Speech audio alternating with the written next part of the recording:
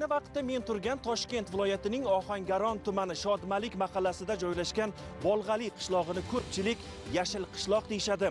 Bunga sabab esa mana shu qishloqning yam-yashil qir adirlar bag'rida joylashgani emas, balki ularning yashil energiyadan foydalanayotganidir. Bugun ular qayta tiklanuvchi energiya resurslaridan samarali foydalanishning hadisini oldi deyish mumkin.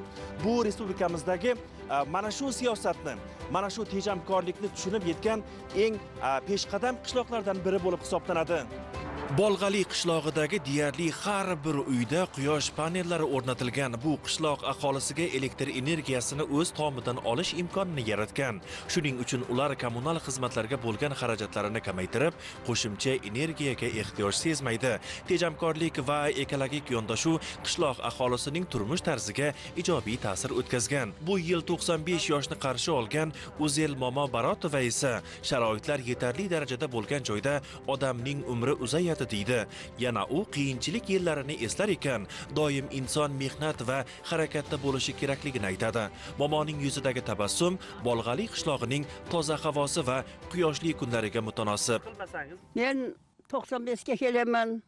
Xudo buni qiyinchilik vaqtda, urushli vaqtda men kolxozga ishladim. Katta-katta kesik tortib bo'lgan, o'rlarni ko'mganmiz, arg'ilitdan birimiz, bergilitdan birimiz qadinlar istik bo'lib qolganmiz, uxtamagan. Şariat ağır diyen yaxşı болып қалды hammasi.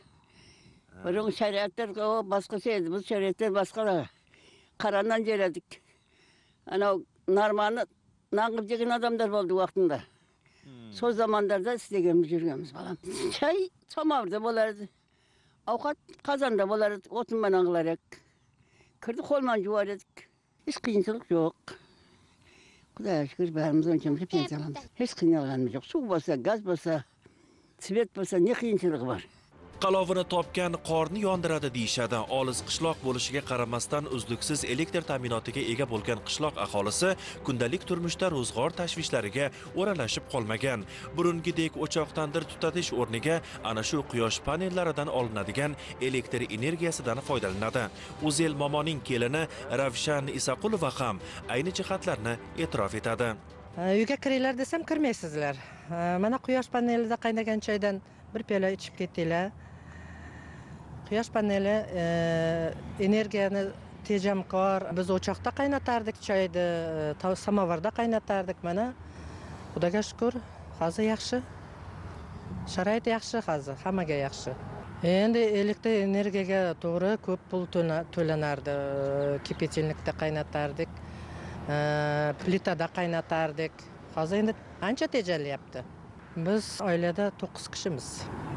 Qaynanam bor, xo'jayin, o'g'il, uni bolalari, kelin, men, ko'pchilik biz. Bir kunda necha martalab choy qaynatish kerak. Energiya ancha tejalyapti. Qaynanam men kelganda 45 yoshda edi. Hozir mana 95 ga kirdi. Sharoitga qarab ta'siri bor deb o'ylayman men. Sharoit yaxshi bo'lmasa, ancha qartayib, ancha nima deydi? Sog'lig'im ketadi.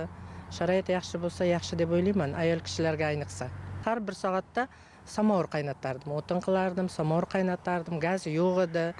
O'choq qozonda ovqat qilardik, tandir deganday. Ancha vaqt ketardi o'sha narsaga. Men shunaqa deb o'ylayman. Hozir sharoit shukr. 1000 marta shukr deyman men, shu hozir yashashimga shukr deyman. Gaz bor, suv bor, svet bor, o'chmaydi, gaz ham o'chmaydi, suv ham vaqtida yaxshi, hamma narsa yaxshi deb o'ylayman. Sharoit yaxshi. Faqat yashash kerak. Yaxshi yashash kerak, totuv yashash kerak. Yaxshi yashash kerak, totuv yashash kerak. Shukr qilib yashash kerak hamma narsaga. Quyosh panellaridan foydalanish olis qishloqlar aholisi uchun muhim imkoniyatdir. Bolg'ali qishlog'i kabi joylarda elektr energiyasini markaziy manbalardan olish ayrim hollarda murakkablik keltirib chiqaradi. Lekin quyosh panellari ularga o'z energetika manbaini yaratishga yordam bermoqda. Aholi tomlaridagi panellar quyosh nurlarini tekin energiyaga aylantiradi. Bu o'z navbatida odamlarning o'zlashtirib bo'lmaydigan imkoniyatlarini kengaytiradi. Muattar, mana quyosh paneli qo'yilmagan xonadonlar juda kam ekan-a? Bizga mana shu chekka qishloqda joylashgan bo'lsak ham Shodmalik mufida Bolg'ali qishlog'idamiz hozir. Hozir mahallamizda o'sha prezidentimiz tomonidan erkin energiyaga o'tamiz deb qaror chiqarganlaridan keyin qishlog'imizda ko'pgina xonadonlar biz qo'yamiz deb mana qo'ydirdi. Hozir o'zingiz ham ko'rib chiqdingiz. Xonadonlar kelinlarga hozir juda yaxshi qulaylik bo'ldi bu. Davlatimiz tomonidan xotin-qizlarga ko'pgina imtiyozlar berilyapti, qo'llab-quvvatlanyapti.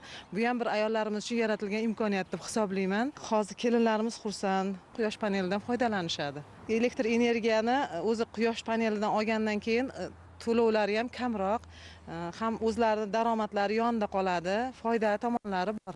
Ayollarimiz tejamkor, o'zlari ish bilan band qilib, o'zlari qoplaydi. Bu ham yana bir bizga yordam bo'ldi mahallamiz ayollari uchun. Bizda endi ko'pchilik chorvachilik, dehqonchilik bilan shug'ullanadi. Svet ko'p kerak bo'ladi. Hozir bundan quyosh panelidan foydalanib, ancha-muncha imkoniyatlarga ega bo'ldi.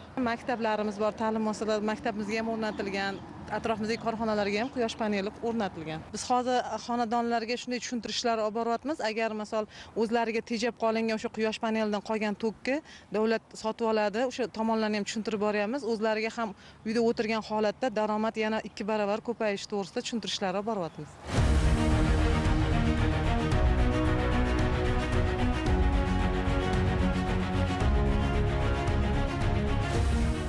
O'zbekiston quyoshli yurt. Mamlakatning iqlim sharoiti quyosh energiyasidan foydalanish uchun juda qulaydir.